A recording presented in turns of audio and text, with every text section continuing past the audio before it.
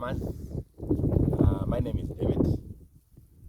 I would like today to explain to you or to enlighten you on how you select seeds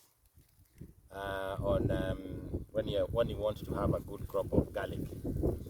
This country imports a lot of garlic from other countries, and I believe that we can be able to produce good quality garlic from our farms.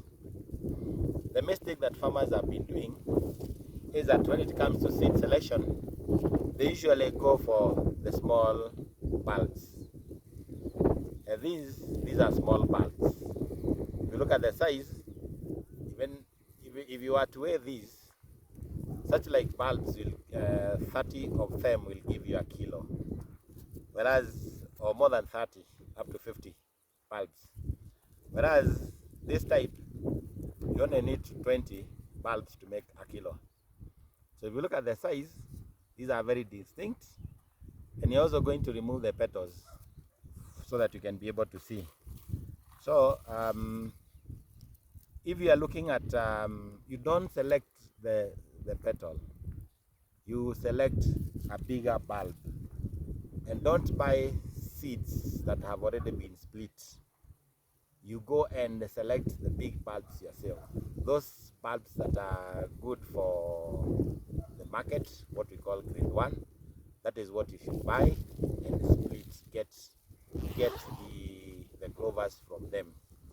The clover, if I split this bulb, I'll get several clovers. This is a clover. You can see how big it is, and this is a good size for planting. Now inside the bulb, or at the middle of the bulb, there are those tiny clovers. Those, if they came from a bigger bulb, you can go ahead and plant them, because genetically they have the same genetical characteristics as the mother. So once you select the bulb and you have the big bulb, you can plant, you can use all the clovers on a 100% basis. This, if I select this and plant, then it means that the garlic that I'm going to harvest will be equivalent to any quality or any garlic that one would import from any other country.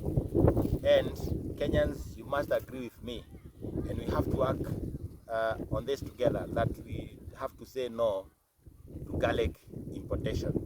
There's a lot of money. We are spending dollars to bring garlic here when we need those dollars to do other essential things that are essential to us. So anything that we can farm, or anything that we can grow within the country, we should not import. If you buy, the farmers, sometimes when they get such kind of garlic, farmers sell the good garlic and use the inferior material for the planting. That will keep you poor, and you'll never realize the importance of your hard work, or you'll not get what you're looking for. Now, there's a very big difference between garlic and potatoes. This is a potato plant. I'm going to dig the tubers, and I want to demonstrate why even if you plant a small tuber,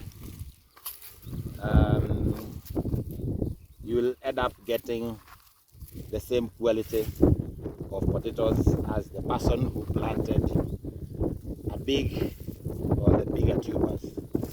If you look at these potatoes, this is a big tuber. If you compare that, this is what you refer to as wear potato.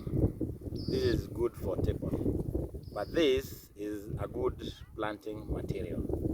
So when you get such like potatoes, and sometimes you can even get a smaller one. Don't know whether I can get a smaller.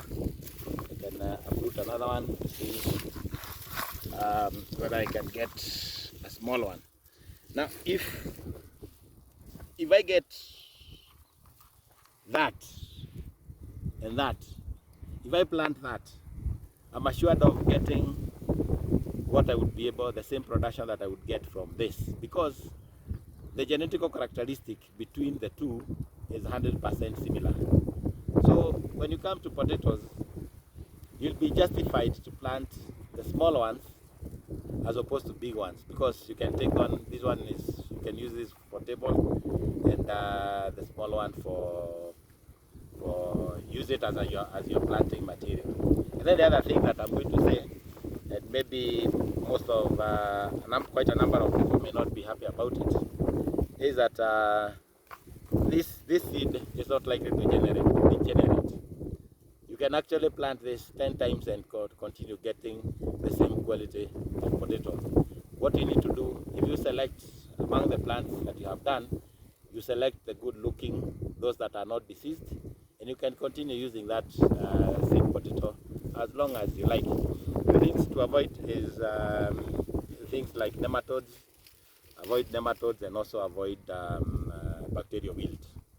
If you ever find that your shamba is infested with bacterial wilt, never get planting material from such a farm. Thank you. I hope I've made you understand. And let's go into garlic farming, because it is very profitable.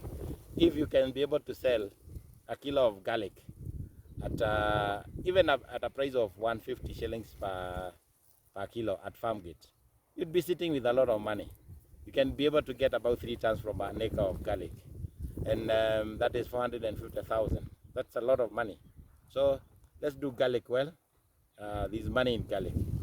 Just ensure that your planting is properly done, you give the right nutrients, and tukutane sokoni. Asante sana.